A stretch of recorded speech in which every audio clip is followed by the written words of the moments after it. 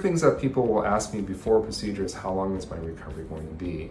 This is Dr. Shim Ching, board certified plastic surgeon in Honolulu, Hawaii. I'm going to talk to you about part 2 of what you need to know before a tummy tuck. A lot of women have had kids before a tummy tuck. This is something that almost the majority of patients at least have had children leading up to them wanting to have a tummy tuck.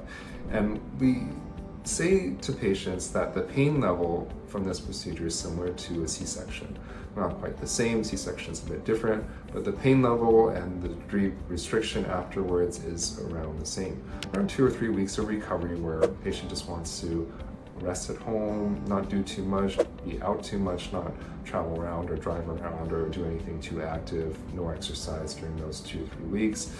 And then to gradually resume activities, gradually resume exercise, and we have a whole sort of protocol that we guide patients through and what they can and can't do afterwards, which is also very important to review with your surgeon.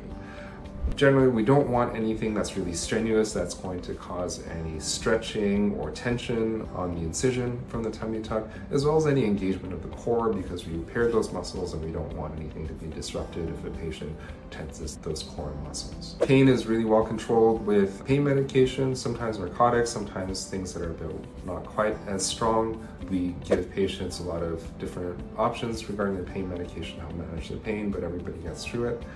In surgery, I like to inject local anesthetic, and we mix it with a little bit of steroid. This causes the local anesthetic that we use, which is long-acting one, to last about 12 up to 20 hours or so.